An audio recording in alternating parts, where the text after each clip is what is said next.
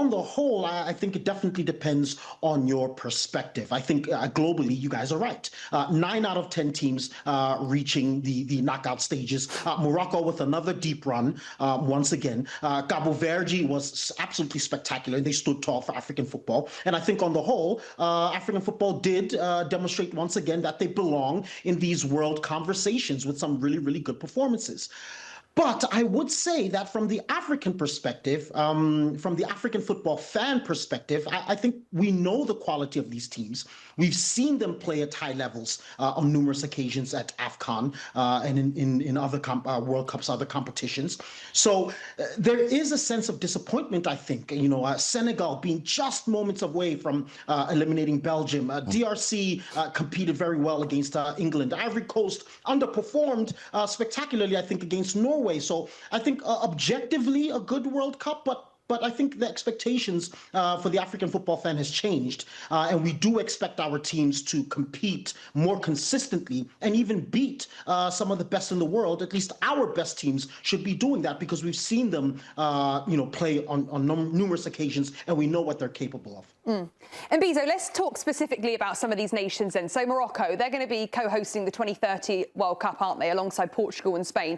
What do they need to do in these next 4 years to make sure that they're real contenders in that World Cup? Because they're so close to it, aren't they?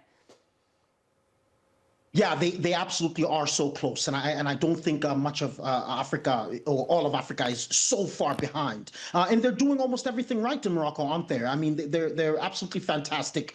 They're treating 2030 like this national project. Football on the whole, they're investing in it a lot.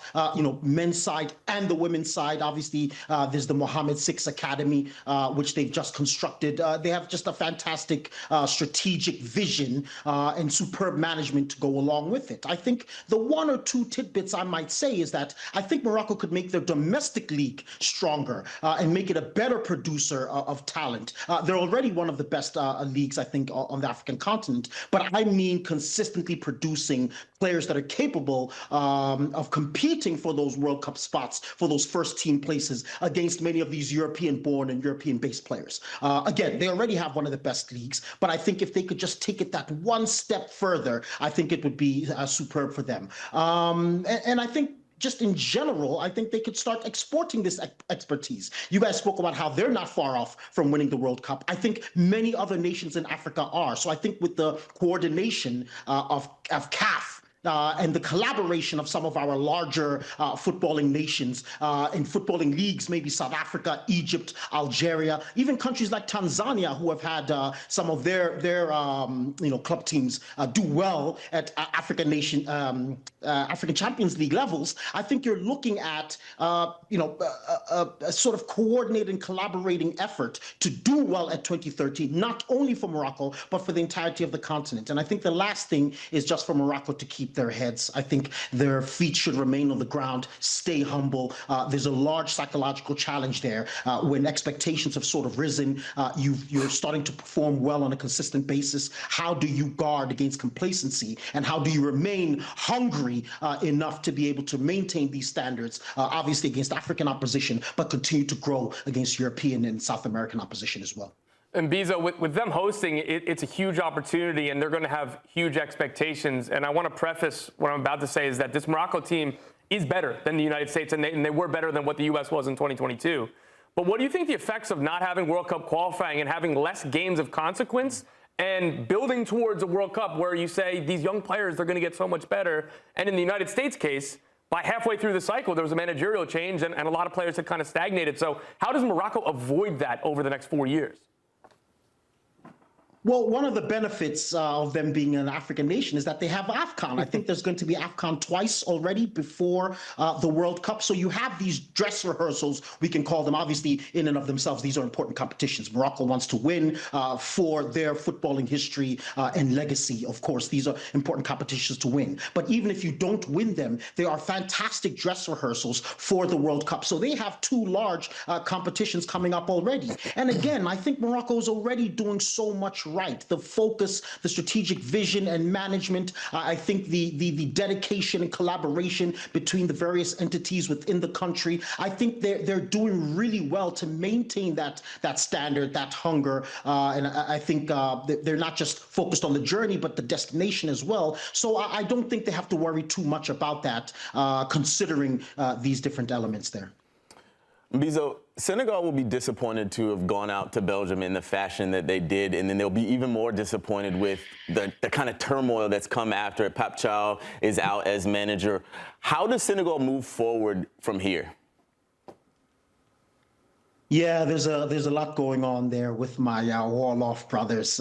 It's been a bit tough. I think first and foremostly they have to replace the old guard, brother. They have to find a way to replace some of their iconic players, your Mendy's, your Koulibaly's, your Idrissa Gana Gue's, Mane's, even your Nicholas Jackson. For me, I think that's a player I think they need to look to find replacements for. And they do have some emerging talents already in the squad, in this very World Cup squad that they took. I'm a huge fan of Mamadou Sarr in the back line. Lamine Camara, I've been a huge fan of his for ages, and I think he's doing well in France. Had a poor World Cup, but I think he's one they can hang their hat on for the future. Habib Diarra is a top player. I've mentioned Pape Matar Sarr on a number of occasions. We all saw what Ibrahim Mbaye is capable of, and they have a few young stars who weren't in this World Cup team that can absolutely make a difference moving forward. I think the man, woman that they put at the helm, I think it's extremely important that this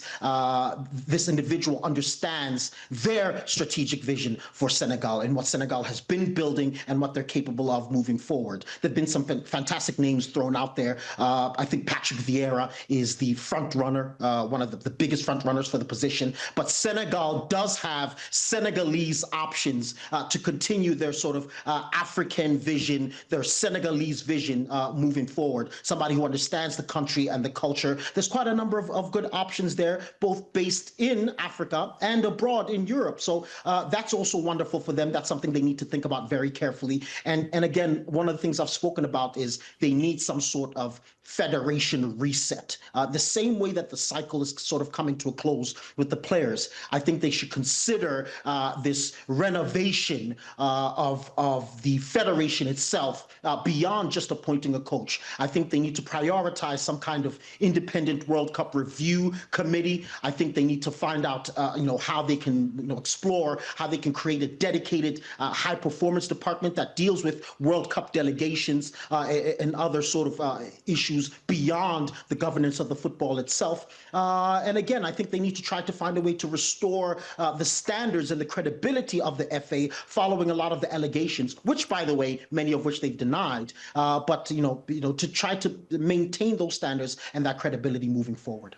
And Mbizo, Aaron mentioned it before, the story of Cabo Verde. I think everyone in the world just fell in love with it. We love to dream. Do you think that it's repeatable? Do you think that we could see Cabo Verde continue and build on the success, and we could see more teams do what Cabo Verde did?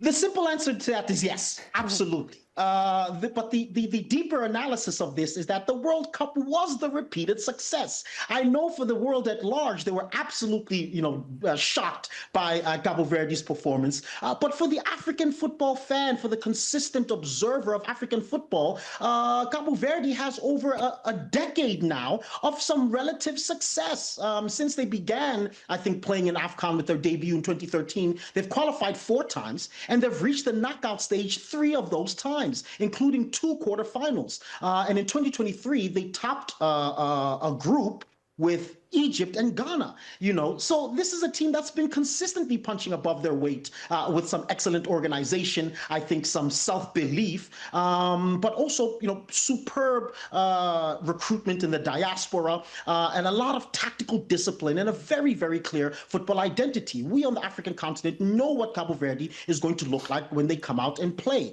So for us, the World Cup, yes, it was, much better than we expected, but the performances themselves, I think, think the way that they carried themselves on and off the football pitch, that to us is not new. And this is a team that's been building success for years, and there's absolutely no reason to believe that they can't continue to do that moving forward, especially now that they've realized that not just on the African continent they can compete, but they can compete on the world stage. So absolutely that success is repeatable. Okay, Mbizo, since you were able to predict that, real quick, who's the next team? Who's the surprise team that only Mbizo is seeing now that could do what Cabo Verde did?